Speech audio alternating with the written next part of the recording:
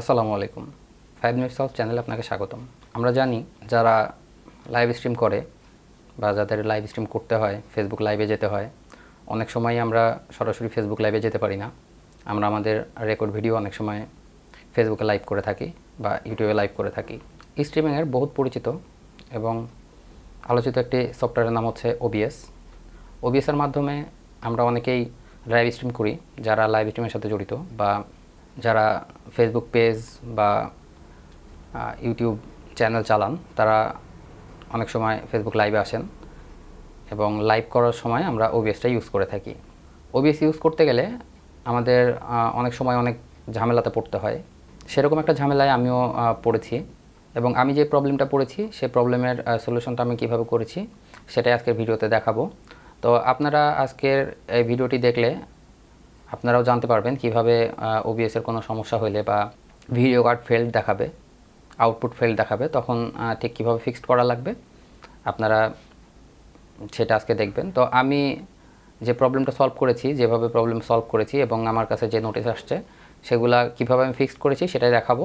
আজকে আমি দুইভাবে দেখাবো যে ঠিক প্রবলেম দুই জায়গায় হয়। একটা হচ্ছে যে আমাদের গ্রাফিক্স কার্ডে প্রবলেম হয় এবং আমাদের ভিডিও কার্ডে প্রবলেম হয় এবং আউটপুট প্রবলেম একটা প্রবলেম থাকে, সেই প্রবলেমটা হয়। তো আজকে আমি সবগুলো প্রবলেমই ফিক্সড করা দেখাবো এবং এই ভিডিওতে আপনারা যারা কন্টেন্ট ক্রিয়েটর আছেন এবং যারা ফেসবুক বা ইউটিউবে লাইভ করেন তাদের জন্য অনেক হেল্পফুল একটা ভিডিও হতে চলেছে।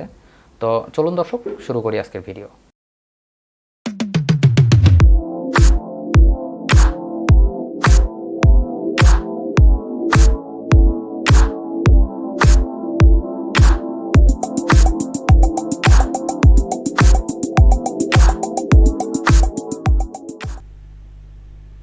আমি যখন কোথাও স্ট্রিম করি, লাইভ স্ট্রিম বা যখন কোনো লাইভে যাই, এক কথায় ফেসবুক হোক বা ইউটিউব হোক, যেখানে লাইভে যাই, আমি সরাসরি লাইভে না গিয়ে অনেক সময় আমার ভিডিও লাইভ করে দেখাই বা অন্যান্য কিছু লাইভে দেখাই। তো লাইভে দেখাতে আপনারা সবাই জানেন আমরা যে সফটওয়্যারটি ইউজ করি সেটি হচ্ছে OBS স্টুডিও। অনেকে অনেকটা ইউজ করে, তো আমি OBS ইউজ করি। তো অনেক দিন থেকে আমি OBS স্টুডিওটা ইউজ না করার ফলে আমি বুঝিনি যে আমার ভিডিও কার্ড ড্রাইভের আপডেট শেষ হয়ে গেছে।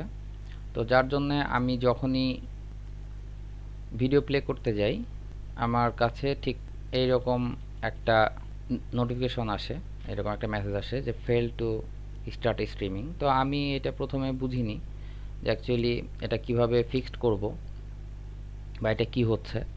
তো তারপরে অনেক চেষ্টার পরে আমি এটা খুঁজে পাইলাম যে এটা আসলে কি হয়েছে, কি প্রবলেম। আমরা অনেকেই আছি এরকম, হয়তো বুঝতে পারবো না বা বুঝি না, তো যার জন্যে আমাকে খুঁজতে হয়েছে।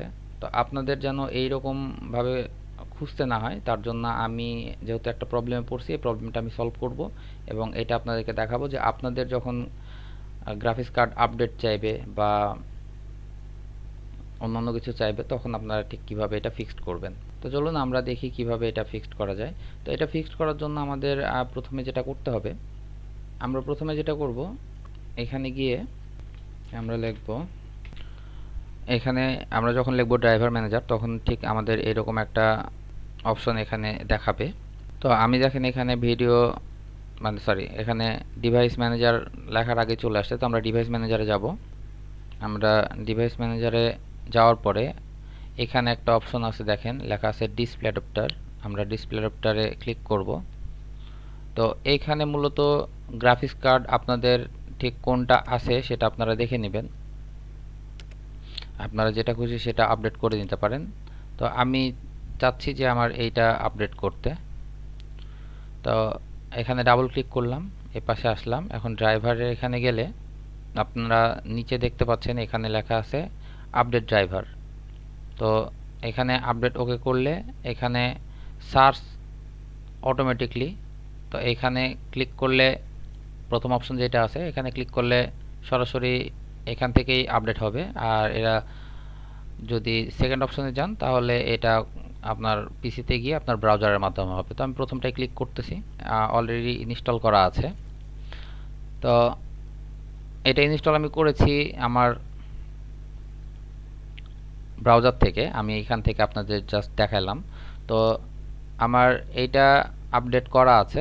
আর আপনারা জাস্ট ওইখানে ডিভাইস ম্যানেজারে গিয়ে আপনারা ওইটা করে নিতে পারেন। করে নিলেই আপনার ভিডিও কার্ডের যদি কোনো সমস্যা থাকে তো সেই সমস্যা সমাধান হয়ে যাবে ইনশাআল্লাহ। আমরা আপডেট করার পরও আমাদের প্রবলেমটা এখনও ফিক্স করতে পারিনি। আমাদের প্রবলেমটা অন্য জায়গায়। তো আপনাদের এরকম হলে আপনারা আগে খেয়াল করে নেবেন যে আপনার গ্রাফিক্স কার্ডটি আপডেট আছে কিনা। আপনার সব কিছু আপডেট থাকলে তারপরেও যদি এই প্রবলেমটা দেখায় তখন আপনি আউটপুটটা খেয়াল করবেন যে আমাদের আউটপুটে প্রবলেম ছিল।